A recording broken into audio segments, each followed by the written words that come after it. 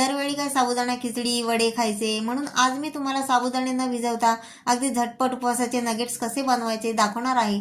चला तर रेसिपीला सुरुवात करूया. नगेट बनवण्यासाठी मी हे 1 वाटी साबुदाणे घेतलेले आहेत. यांना मी हलके गरम करून घेणार आहे. हे पहा, इथे मी साबुदाणे भाजण्यासाठी हा पॅन घेतलेला आहे आणि त्याच्यामध्ये मी हे साबुदाणे हलके गरम करून घेणार आहे.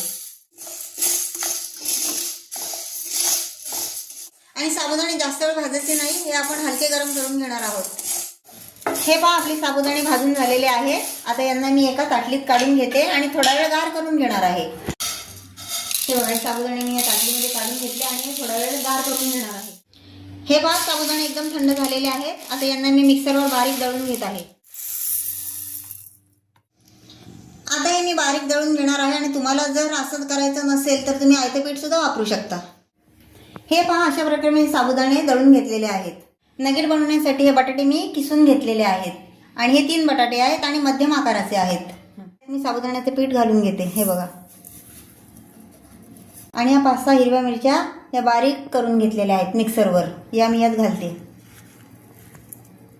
जिरा आहे, हे बघा, मी हातावर असं हे कुस्करून घेते म्हणजे याचा स्वाद असा ह्याला व्यवस्थित लागेल. आणि यात हे मी घालते. सर्वात शेवटी चवीपुरतं मीठ घालते. हे पहा, ते सर्व जिन्नस मी मस्त हाताच्या साहाय्याने एकत्र करत आहे. हे पहा, हे मस्त एकदम जोर देऊन हाताने मळून घ्यायचं. आणि यात पाणी घालायची अजिबात गरज लागत नाही, कारण मी बटाटा उकडूनच घेतलेला आहे आणि मीठ घातल्यामुळे याला पाणी सुटतं, त्यामुळे पाणी घालायची अजिबात गरज लागत नाही. आता या पिठाचा मी मस्त एकदम घट्ट गोळा करून घेणार आहे आणि 10 मिनिट याला मी झाकून ठेवणार आहे. हे पहा, यात मी 1 चमचा दही टाकत आहे. दही टाकल्यामुळे याला खूप छान चव येते. आणि दही टाकल्याच्या नंतर परत एकदा व्यवस्थित मळून घ्यायचं. हे पहा, पिठाचा मस्त गोळा तयार झालेला आहे आणि याला मी आता 10 मिनिटं असंच झाकून ठेवणार आहे. हे बघा, हे झाकण्याच्यावर ठेवते आणि असंच ठेवते बाजूला. 10 मिनिट झालेली आहे. हे पहा, आपलं पीठ किती छान मुरलेलं आहे. आता याचे आपण नगेट बनवायला घेऊया.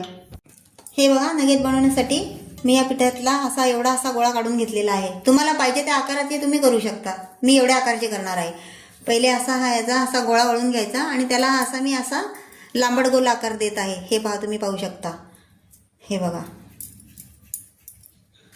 हे बघा, हे बघा, अशा प्रकारचे मी नगेट बनवून घेत आहे. हे बघा, हा एक बनवला. आता हा एक दुसरा पण बनवून दाखवते. हे बघा, एवढाच गोळा घेत आहे. जास्त छोटे नाही करायचे, जास्त मोठे नाही करायचे, मध्यम आकारातच करायचे. हे बघा, अगदी बाजारात मिळतो ना तसाच आकार मी याला देत आहे. हे पहा, हा पहा, आपला दुसरा पण नगेट तयार झालेला आहे. हे अशा प्रकारे मी हे सगळे नगेट बनवून घेत आहे. हे पहा, सगळे नगेट बनवून तयार झालेले आहेत. आता यांना मी तळून घेत आहे. हे पहा, नगेट तळण्यासाठी मी एका कढईमध्ये तेल कडकडीत गरम करून घेतलेलं आहे. आता यांना मी तळून घेत आहे.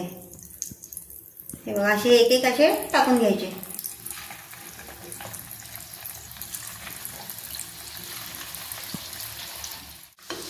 हे पहा, असं हलून हलून आपल्याला हे खरपूस तळून घ्यायचे आहेत. हे पहा, आता याला तांबूस रंग यायला सुरुवात झालेली आहे, पण हे मी लाल रंग येईपर्यंत तळून घेत आहे. हे पहा, अशा प्रकारे सोनेरी रंगावर मी हे नगेट तळून घेतले आहेत. आता यांना मी असे ताटात काढून घेते. तुम्ही पाहू शकता, अगदी कुरकुरीत तळून झालेले आहेत. हे पहा, आपले उपवासाचे नगेट्स बनून तयार आहेत. तुम्हाला आजचा व्हिडिओ कसा वाटला आहे मला कमेंट करून सांगा. व्हिडिओ आवडला तर व्हिडिओला लाईक करा, शेअर करा आणि माझ्या चॅनलला नक्की सबस्क्राईब करा. भेटूया पुढच्या व्हिडिओत. धन्यवाद.